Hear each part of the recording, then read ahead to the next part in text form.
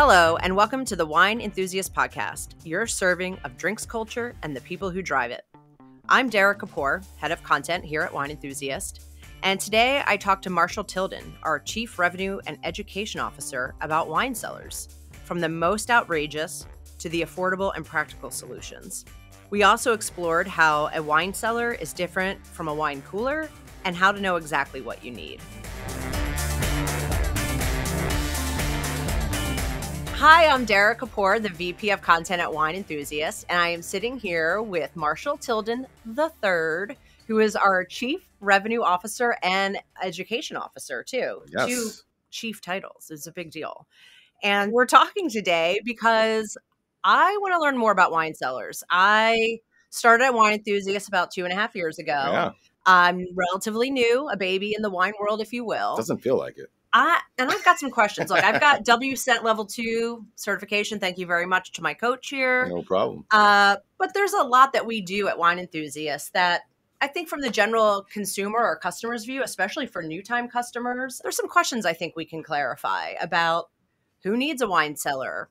How do you choose a wine cellar? Yeah. And I thought we would just kind of hang out on this Friday, have a bottle, and talk what we do best here. Yeah. I feel like we've probably had this conversation off air Many several times. times, but let's get into the nitty gritty. Yeah. And it's such an important topic, and for so many reasons, and it's a fun topic. Should we Let's start open. with a drink first? Please, always. It's the Wine always. Enthusiast way. It is Friday, and I did open this myself with one arm.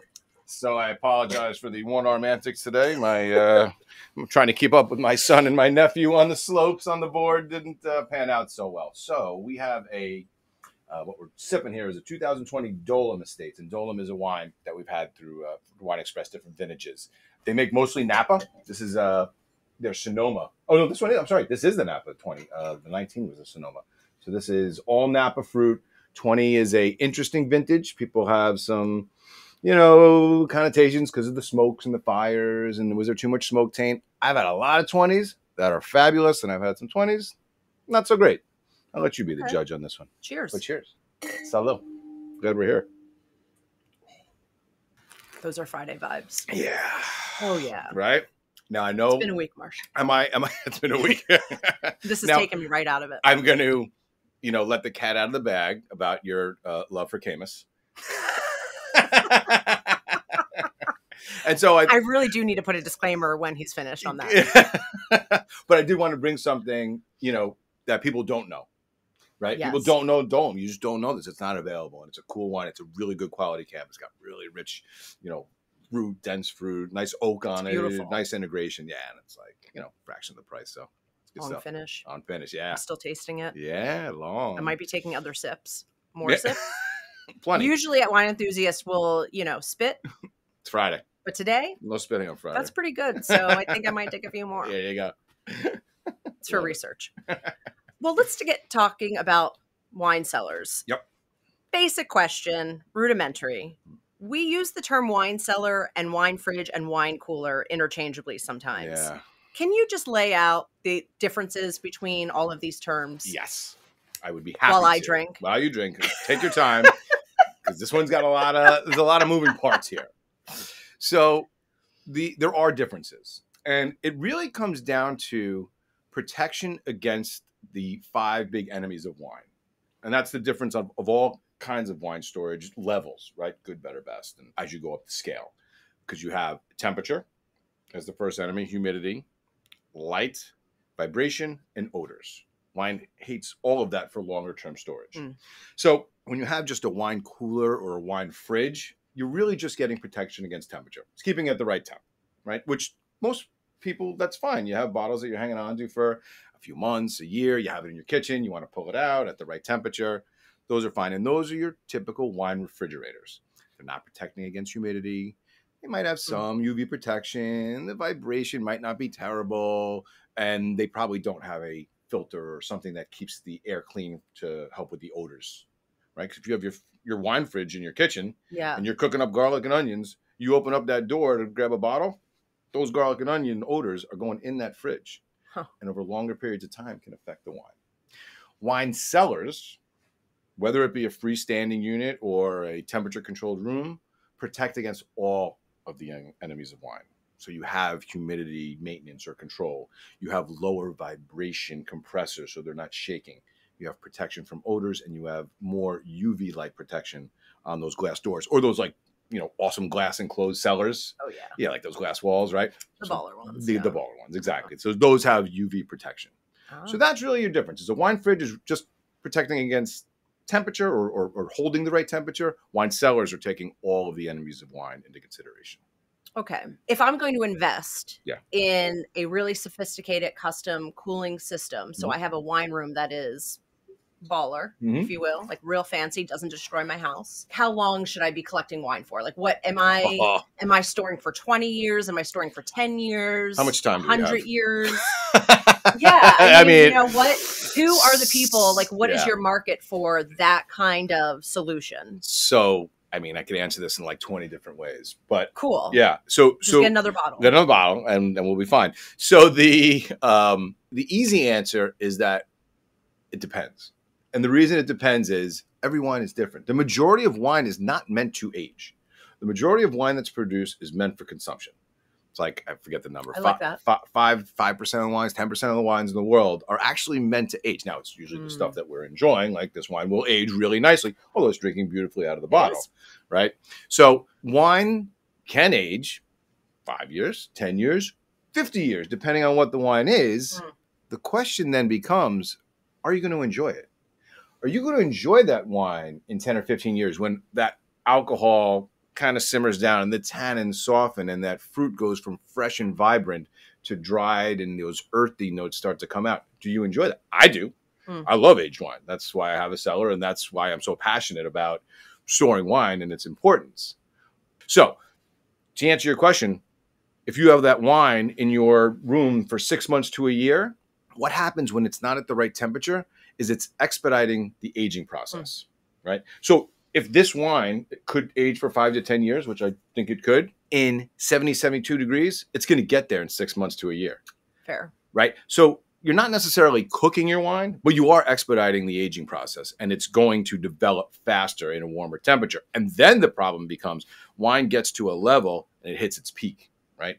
And it stays in that peak for a while. It stays in that really optimal drinking window.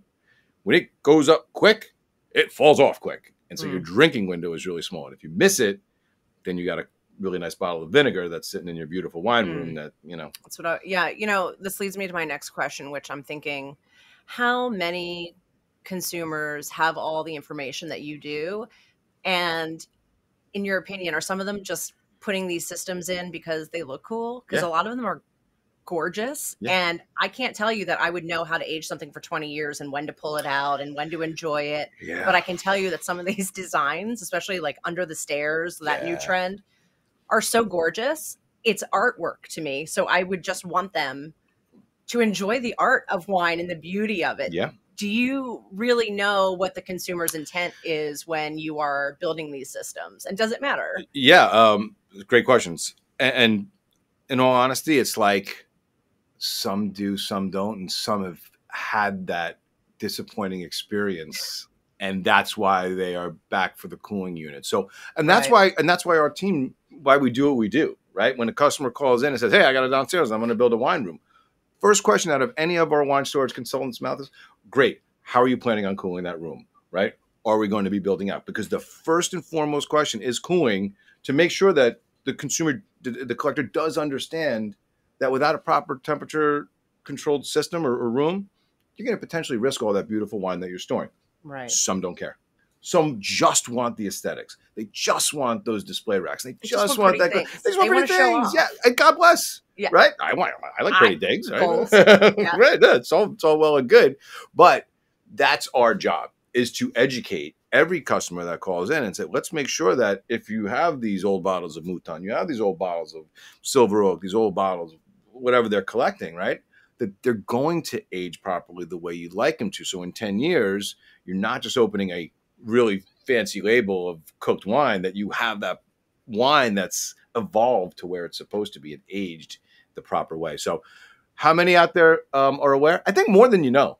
I think more than you'd expect. Right. And I think a lot of it is because they've had an experience. So I can share mine. Please. That's what we're here for, right? So before working at Wine Enthusiast, which is I've been here since 2005, so there was a time when you were just born. Yeah, somewhere around there. Right. So I had my first small little 16-bottle Danby wine refrigerator, compressor cooled wine refrigerator, not a wine cellar, small little guy. And I had a bottle of Barolo that I was saving for a special occasion. It was in 1990. I think it was a Giacosa. And we went out for, it was my parents, one of their big anniversaries. And I had held it for like 5 or 6 years in this little cellar. Couldn't wait to open it. Right? I mean, that's the beauty of storing wine is you save it for that occasion. Because, wow, I've had it for 5, 6 years. It's going to be delicious. And I opened it up. And when I opened, I could feel the cork was a little bit dry. I was like, all right, see what happens. And it was shot. Cork dried out, air got to it, and it was completely gone. It was oxidized. And it was the most disappointing. I'm almost crying thinking about it. It was such a disappointing. YOLO, man. It was terrible. It was terrible. It was a disappointing feeling. Yeah. And I remember thinking, I just never want to have that again. Right. And so I figured out, I looked up ways, how do I get humidity into my wine cellar? And, you can get like a wet sponge and put it in like a little Tupperware. There's ways to makeshift, right? And I just, I said to myself that once I could get a collection, I wanted to make sure I really stored it properly for those wines that I wanted to age. And that's what I recommend, and I have, our team recommend is don't think about your entire collection, because the majority of your collection, you're probably going to drink in 6 months or a year, and it's going to be fine. But what about those 1 or 2 bottles that you're planning on aging for 5 or 10 years? Because those are the ones that need the best protection. And those are the ones you have to think about when you're thinking about your wine storage options. And what about if you trade wine too and you collect it? I mean, of course, investment wise. Right. Yeah. I mean, when you have if you're selling off your wine, you're selling off bottles, and you have images and video of it in a proper temperature controlled environment in a cellar, you're adding value. You're going to be able to get a top dollar for it, as opposed to it just sitting out here. Yeah, no, it makes a big difference. People know. So if a customer is interested in exploring their options and they don't know where to start, just walk me through the process of, I want to go to Wine Enthusiast. I need a wine storage solution. I want it to be temperature controlled. I'm thinking I want something more designed. What's that process? What does the consumer do? So the first question, they do exactly that, right? They look at our catalog, they're looking online and say, yeah, I got however many bottles that I need to store. Let me, figure out what we need here. And so, the first question that we'll always ask is, how many bottles do you have, right? What's your collection? Is it 20 bottles, is it 50 bottles, 500 bottles? Because you always want to get a storage solution that's a little bit bigger than what you have, because you'll always outgrow what you have. Whatever you have, it's right. You get a 50-bottle cellar, you get a 100-bottle cellar. At some point, you'll have 10 bottles on top of the cellar. You'll have 30 bottles sitting next to it. You always outgrow whatever cellar it is. So you want to get something that's probably 20 to even 50% more than what your current storage is. So you figure out your capacity. Then, do you have a room set in mind? Are you planning on building a wine cellar? And if you are, we want to discuss all that goes along with it. This is going to be a construction project. You're going to have to build out a room with a certain kind of material, a certain kind of insulation. We're going to need vapor barriers. We're going to need to construct the right cooling unit space and have a cutout. So, are you ready for a construction project if you're going to build something into your home, right? Turns people off sometimes, but sometimes it's exactly what they want. They have their whole basement. They want to take a corner of it, build a cellar. Fantastic. Which usually for like 500 bottles or more is where you start entertaining that. Because the truth is, unless you have one of those cool... Did you say 500? 500. So if you're under 500, unless you have a... Yes, I am. Unless you have an under the stairs kind of like location where you want to build something cool, the costs are prohibitive.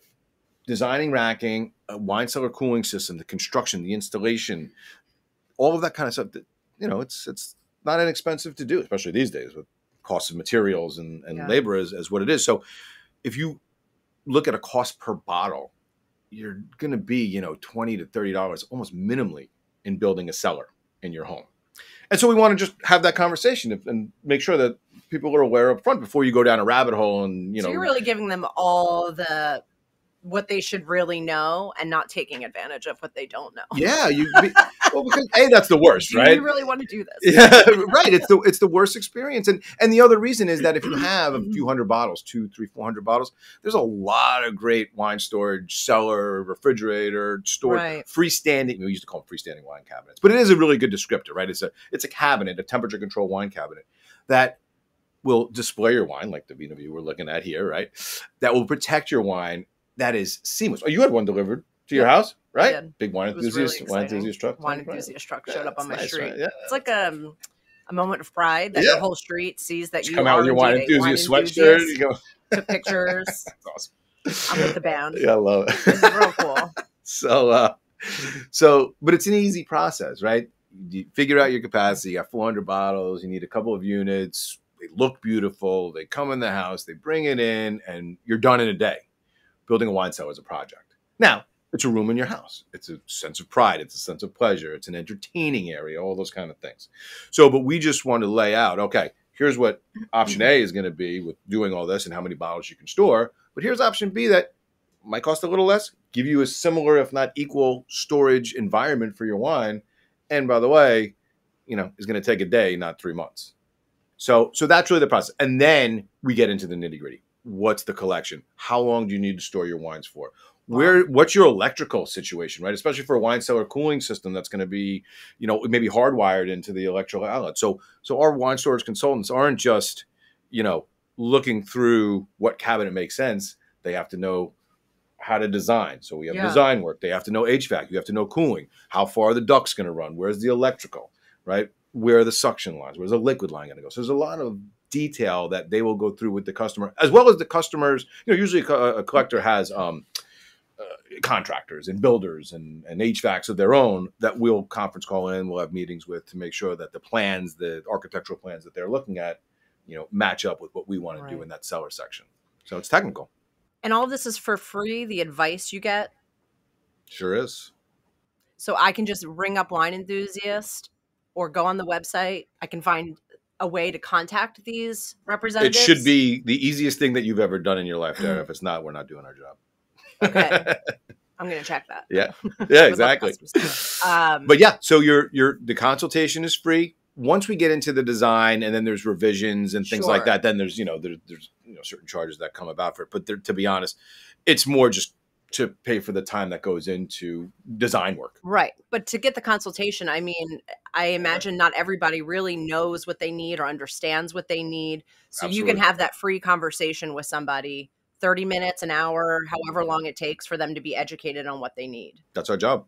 That really is our job. And it seems pretty nice. And people will do it, years out sometimes, right? Like, hey, I'm going to be moving out of my house in the next year or two. And, I just saw this house on Zillow and it looks like I could put a wine cellar in there. Can we start the design process? Wow. Yeah, sure. Do you know how big it is? We do need some dimensions. You need some basic information to start the process. But yeah, that's what we do. We want to educate and we want people to be excited. Right. This is not everybody needs a wine cellar. This is not a necessity. This is a luxury. And it should be fun and it should be educational and it should be someone enjoying the entire experience from start to finish. And that's really what we try to do. I'm biased because I work here, but I feel like that's what you all do. I work on the media side and I work with Marshall's team more and more every day. Yeah.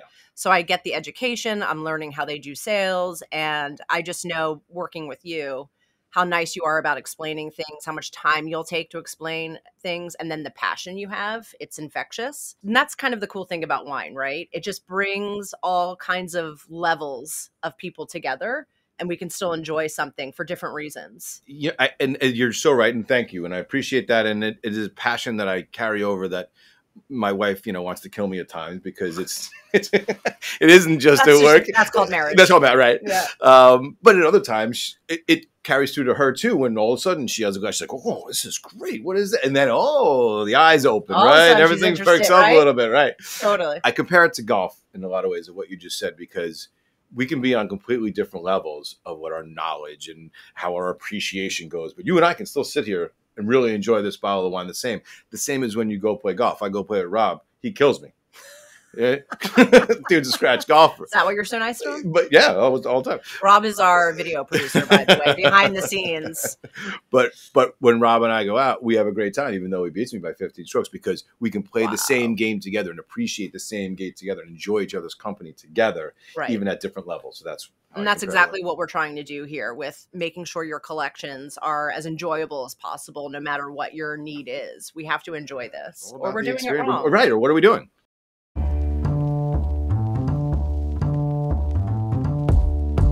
Always find what you love at Total Wine & More. With so many great bottles to choose from at the lowest price, it's easy to find your favorite Cabernet or a new single barrel bourbon to try with some help from one of their friendly guides. And with every bottle comes the confidence of knowing you've just found something amazing. With the lowest prices for over 30 years, find what you love and love what you find, only at Total Wine & More. Curbside pickup and delivery available in most areas. Visit TotalWine.com to learn more. Spirits not sold in Virginia and North Carolina. Drink responsibly and be 21. So now we're going to get into more of the really fun stuff, in my humble opinion. You said you've been doing this since 2005. Yeah. How have the trends in wine cellars changed over that time period? Another great question. Great questions. So, God, I almost sound like my grandfather in my day. So the water's warm. Yeah. When we first started, wine cellars were beautiful, yes, but capacity was king. How many bottles could you store, right? Like if you had a standard size wine cellar, can I squeeze 220 bottles in there? If I take out a shelf, can I get an extra case, right? It was capacity. And somewhere, maybe a decade or so ago, maybe a little bit less, all of a sudden, and there were always display shelves options, right? You could always put a display shelf. People didn't want them. They wanted the outside of the cabinet to look nice, but inside, they didn't really care about the labels. They wanted to get the bottles in there. Display shelves didn't sell because it was like, oh, you're going to put a display shelf, the bottle's got to tilt up. You're going to lose a case of storage in there. Forget it. I don't need it. And then all of a sudden, this label view kind of thing started coming out. And, there was these vintage view racks. And then the display shelves started to gain a little bit of traction. And, I give credit up to Adam to put a finger on that and say, Adam Strom, our co-founder. Yes, our co-founder said, we gotta do something with this. He's like, this is a trend, this is happening. And hence Vino View was born. And all of a sudden, people wanted to show their displays. They wanted to show their labels. They wanted to display their labels. They wanted those display racks with those glass walls. And it really hasn't changed since. I mean, this is, like you said, you're newish to this. It's what you've seen since you've been here. Right. This trend. Yes. And it is not going anywhere. It's fancy. And people want to see their labels. And I think a lot of it is labels have come a long way too, right? Wineries are putting more into their packaging and into their display, and purposefully, right? It's a work of art. And sometimes they even have, Picasso and the artist collaborations on these labels. Yeah. It's amazing. Keith Haring did one of these Super Tusks the other day. It was a really cool label too. So that's a big one. There was a multi-temperature trend when I first started, where units would be red wine service up top, storage in the middle, and white wine service on the bottom, right? And it's still sometimes used for commercial, but it's really moving more and more towards just aging now, right? Even dual zones and just one of those demystifying storage, all wine stores at the same temperature, red, white, champagne, port, whatever it is, 55 degrees, 53 to 57 degrees. No, I didn't even realize that. And when you study these things, there's... Right. And most people don't. And because there's a range, and there's dual zones out there. So a lot of people feel, well, I have white wines. I need a dual zone. The only thing you need a dual zone for is service, because white wines are served colder than reds. So if you're aging wine and storing for long term, everything is single zone. One temperature. I did not know that. Right. The trend away from multi-zones. Dual zones are still there because, especially if you have it in your kitchen, in your dining room, and you want white wine ready to pull out to serve. That makes sense. Dual zone's great. But more often than not, what we'll see, and again, another, trend, is multi-storage solutions in a home. For example, downstairs is what they're aging. That's their collectibles. Up top is what they're going to be drinking in the next few months. And I hope they're inviting me over. This sounds me like they too. are not messing around. One other question about these trends. Do you think they are reflective of the wine industry trends at the time also? I know Adam has been great at educating us on, why Wine Enthusiast even started as a company back when it did, 1979. Yeah. Wine wasn't as popular as it is today. It wasn't as accessible either. So when you're saying these things, to me, it makes sense. Okay, it was about functionality. Now, I think years later, it's a status symbol. So not only are there artistic collaborations on labels, but how much of that is a response to the trend of consumers wanting to show off? Yeah, no, it's a really good point. The answer is yes. I think it does have to do with what, the trends are in the industry. And to your point, one of the biggest ones that I forgot to mention was the glass enclosed wine cellar in the living room, right? Yeah. You see it all the time. Yep. And those are not Photoshop wine cellars, right? Someone's got in their living room on the back wall, those display racks, and this big glass enclosed, door with the big French doors. And it's a huge trend right now for that exact reason. People want to show, and I feel like it's half and half, because I do know a couple of people who have this. Some, yes, they want to show off their collection. They want to show off their label. No shame. Others want to bring people into their passion, right? Wine's part of their life. And when they sit down for dinner or before dinner and they sit down on their couch, they open a bottle of wine. And it's their way of, feeling like they're constantly ensconced in wine culture. I am sure in your years of doing this, you have worked for celebrities, designed some celebrity cellars. Code of silence, but yeah. So celebrities, they could be in the industry celebs. They could be Hollywood celebs, sports celebs. Just tell us, for all the voyeurs out there, what are some of the craziest, most expensive features? So what I will tell you, what's really interesting is that it's usually not the celebs and the stars that want the craziest features. You're shocking me. Yeah. Explain. It's usually because, let's face it, we know people in finance make a couple bucks. True. Titans of industry, they got a couple dollars to throw around. A little bit. So those are usually the ones that are the all-out deco, pimp my cellar kind of thing. Go on. In terms of, I'll hit the celebrity thing, and most of them really don't want to be shared, but we can just say one of the most beloved, morning radio TV show hosts who lives in New York, was kind enough to let us do his cellar. And one of the cinematic icon boxers of our time is also a wine cellar designed by one of our consultants. But yeah, so I think the truth is, of all the crazy asks and the crazy designs, it's these folks that are super passionate about their homes more than wine. And what I mean by that is, I think of one of my customers of a cellar I designed, doesn't drink wine, but his home, because of who he was and the entertainment that he did and whatever, all the parties, his home needed a wine cellar. Obviously.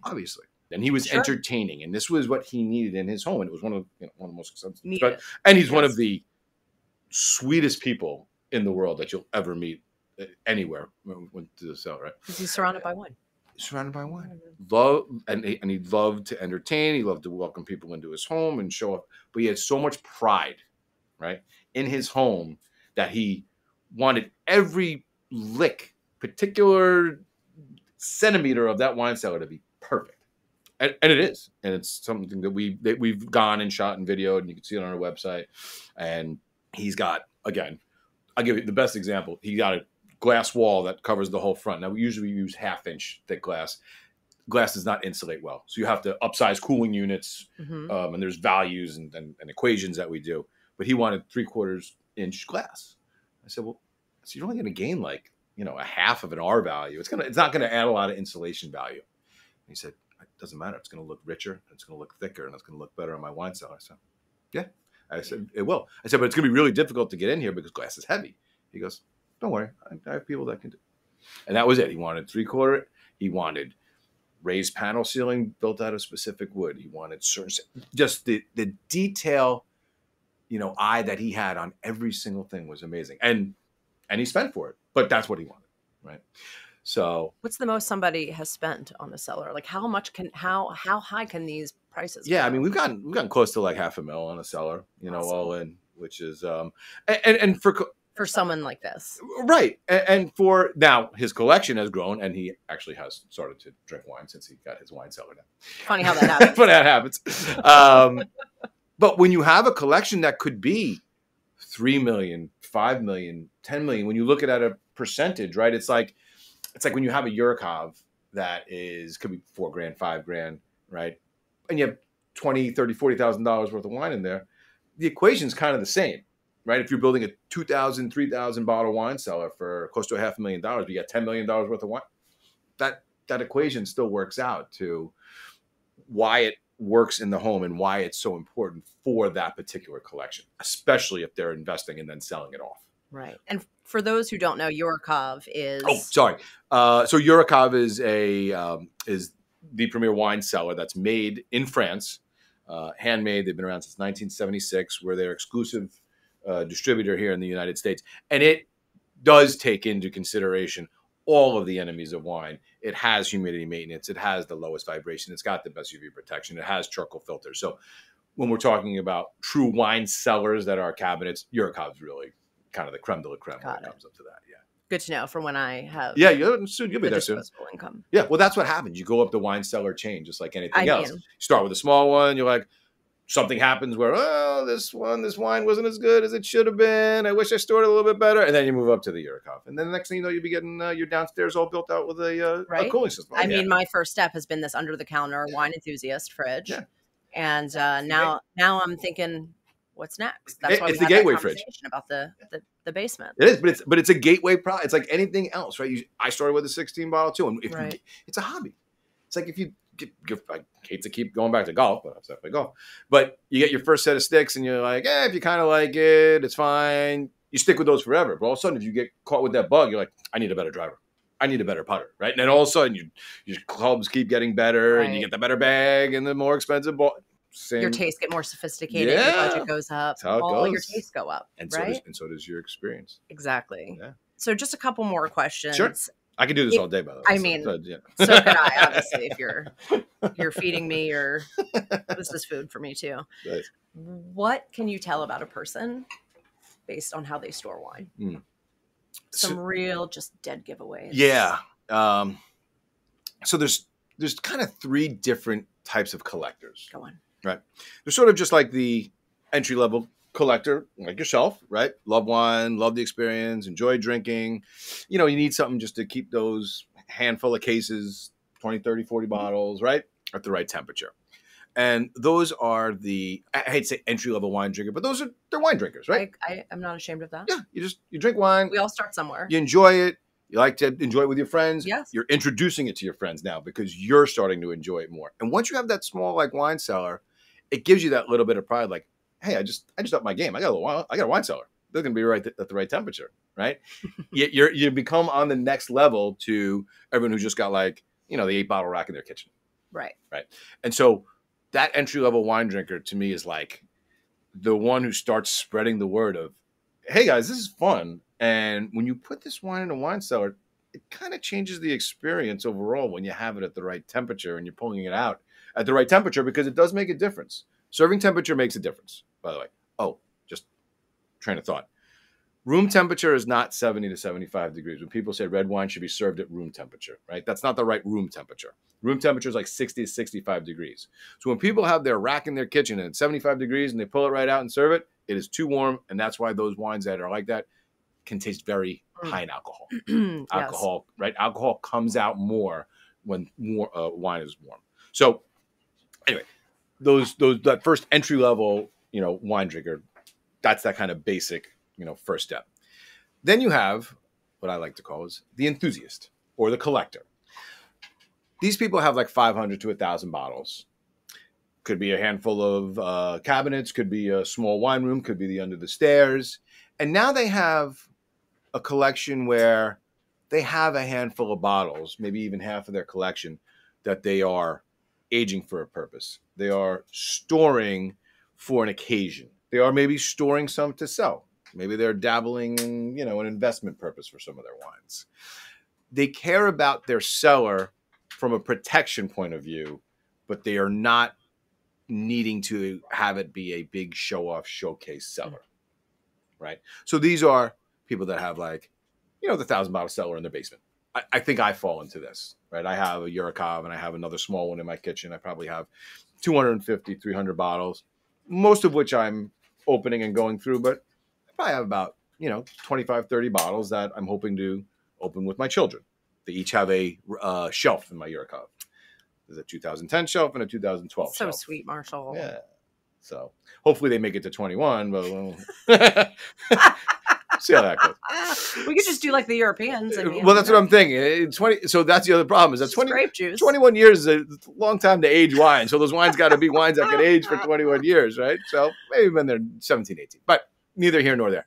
So those are some collectibles that I have. And so that's that kind of next level of a collector. And those people are the people that go to Napa, the people that take their wine trips, that join the wine clubs, that want to bring that wine culture back into their house.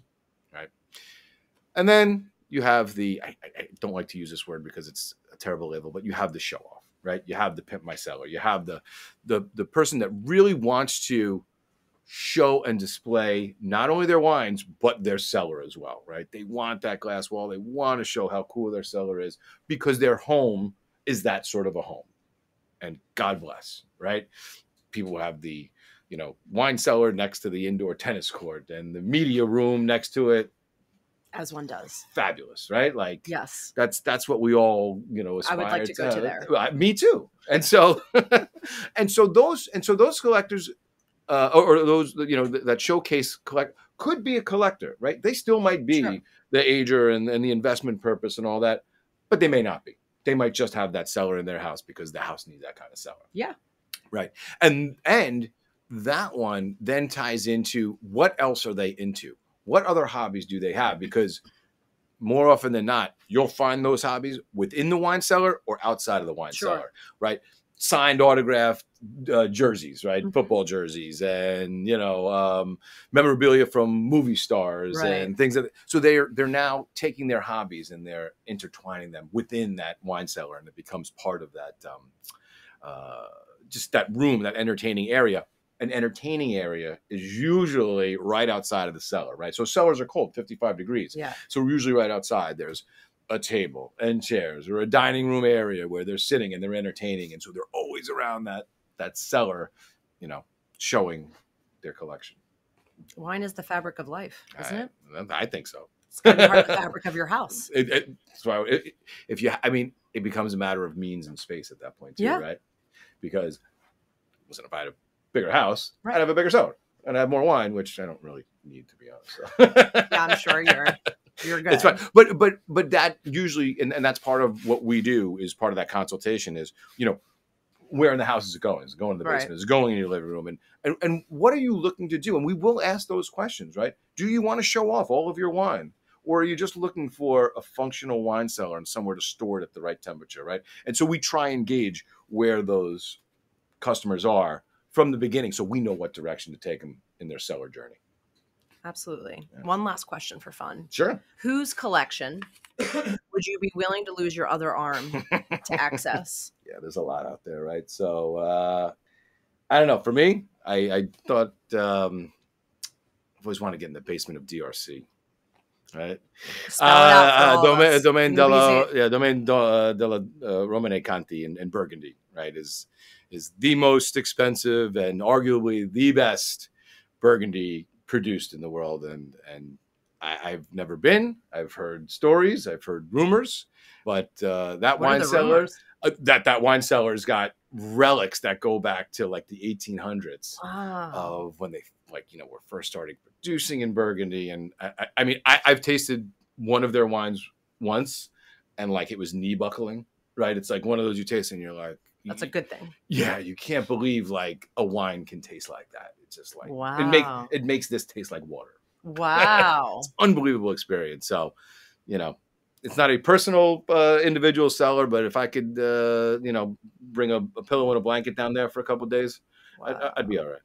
And would there be any celebrity or somebody in the industry whose collection you would just be curious to see what they have? The more often I think about it and I see it these days, LeBron's got to have some cellar, right? Like I would assume with what he's doing, and God bless him for being such a great ambassador to wine right now. He really is enjoying it. He's putting it out there in so many different ways. Yeah, I'd love to go into his cellar with him and see what he's got. We should do that. We should do that after this. Let's find his people. Let's make a call. Rob will come. video the whole thing, right? Yeah. I love it. I don't see why they wouldn't Should let be us in. fine. We'll bring this bottle. I'm sure he's not busy, and he would be very happy to have us. Yeah, we're from Wine Enthusiast. People like us. We have a truck. Yeah. Yeah. I think We'll bring a bottle of wine. that's what we're going to do after this, everyone. So follow us along. This is a new series. We're going to go into LeBron's collection. Just go knock on doors. We're going to knock on doors and see who lets us in. And I think it's going to work. I think we're on to something. Anything else you want to say before we close out? No, I think it was really nice to speak about this topic with you in this environment because we've touched on it. Right. And to have a focus on it and to bring it to the forefront because, the one thing I will just leave with is, wine evolves. It's a cheesy line, but I love it. The line from Sideways that Virginia Madsen says, why she loves wine because it's always evolving and it tastes different. Any day that you would open it, this will taste different tomorrow and different in a year. And that's, to me, why I'm so passionate about wine and wine storage is I love the journey. I love the evolution. I love to have a bottle of this now and a bottle in a year. And how has it changed and how is it different? And there's just nothing else that does that, right? I know you love vodka, but vodka's vodka. No, vodka doesn't do that. It's not going to change. Just right? makes me think I don't have kids for a few hours. Beer, right? I'm a beer guy. I love IPAs. Beer, you open it young at its peak. It ain't getting better. I mean, there's exceptions to it. But for the most part, beer's going downhill or getting skunked if you're in the wrong temperature. There's nothing like wine that elicits that emotion. There's nothing like properly having the right environment to store it to really enhance that experience. And if we're not here, living our best life with our experiences, then what are we doing? That's beautiful, man. I dig it. Cool. Thank you so much, Marshall. Thanks, this has been awesome. Cheers. Yeah, cheers. Have a great weekend. You too. Happy Friday. Thanks.